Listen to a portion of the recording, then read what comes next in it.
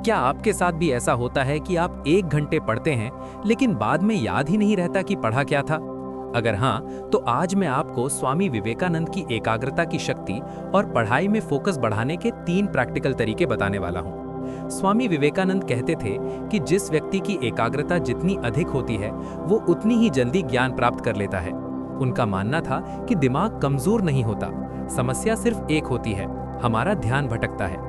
अगर आप अपने मन को एक जगह टिकाना सीख जाएं, तो आपकी पढ़ाई की स्पीड और समझ दोनों कई गुना बढ़ सकती है। Practical steps to improve study focus. Step 1, 25 minute deep focus rule. ज्यादातर विद्यार्थी एक बहुत बड़ी गलती करते हैं।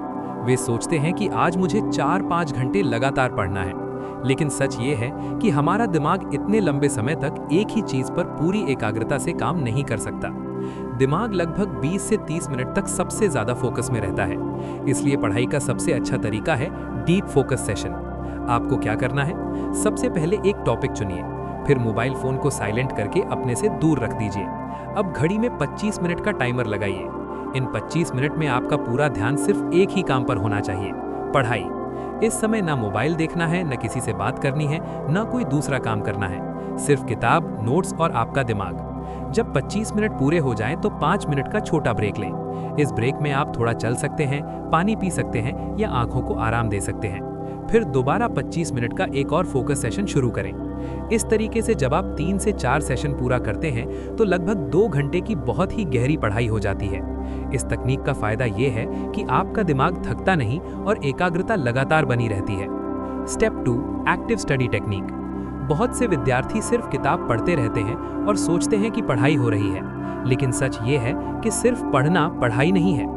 अगर आप पढ़कर तुरंत भूल जाते हैं, तो इसका मतलब ये है कि आपका दिमाग उस जानकारी को सिर्फ देख रहा था, समझ नहीं रहा था। इस समस्या का समाधान है एक्टिव स्टडी टेक्निक। जब भी आप कोई टॉपिक पढ़ें, को पढ़ने के बाद अपने आप से 3 सवाल पूछें। मैंने अभी क्या पढ़ा? इस टॉपिक का मुख्य विचार क्या है? क्या मैं इसे किसी दूसरे व्यक्ति को समझा सकता हूँ? अगर आप उस टॉपिक को अपने शब्दों में समझा सकते हैं, तो इसका मतलब ये है कि आपने उसे सच में समझ लिया है। एक और अच्छा तरीका है पढ़ने के बाद उस टॉपिक को कॉपी में छोटे पॉइंट्स में लिखना या जोर से बोलकर समझाना। जब हम लिखते हैं या बोलते हैं, तो हमारा दिमाग ज्यादा एक्टिव हो जाता है और जानकारी लंबे समय तक याद रहती है। Step 3, distraction control method. आज के समय में पढ़ाई में सबसे बड़ी समस्या है distraction. Mobile phone, social media, notification, ये सब हमारे दिमाग को हर कुछ मिनट में भटका देते हैं। आपने देखा होगा कि जब आप पढ़ते हैं, तो अचानक मन करता है कि बस एक बार मोबाइल देख लूं, और वही एक बार कई बार 20-30 मिनट बर्बाद कर देता है। इसलिए पढ़ाई के समय एक नियम बना लें। जब भी पढ़ने बैठें, मोबाइल फोन को साइलेंट करके अपने से दूर रख दें या दूसरे कमरे में रख दें। अगर जरूरत हो तो एयरप्लेन मोड भी लगा सकते हैं। जब मोबाइल सामने नहीं होगा, तो आपका दिमाग बार बार उसकी तरफ नहीं जाएगा और आप ज्यादा देर तक फोकस बनाए रख पाएंगे।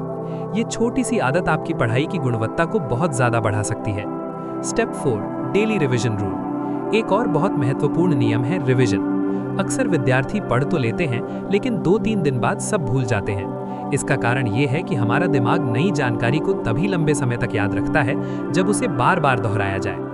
इसलिए हर दिन रात को सोने से पहले 10 से 15 मिनट निकालकर उस दिन जो पढ़ा है उसे जल्दी से दोहरा लें, और हफ्ते में एक दिन पूरा साप्ताहिक रिवीजन करें। जब आप ऐसा करते हैं, तो जानकारी दिमाग में लंबे समय के लिए स्थिर हो जाती है।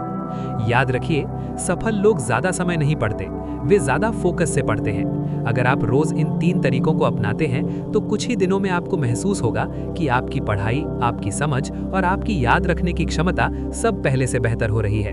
और यही है असली एकाग्रता की शक्ति।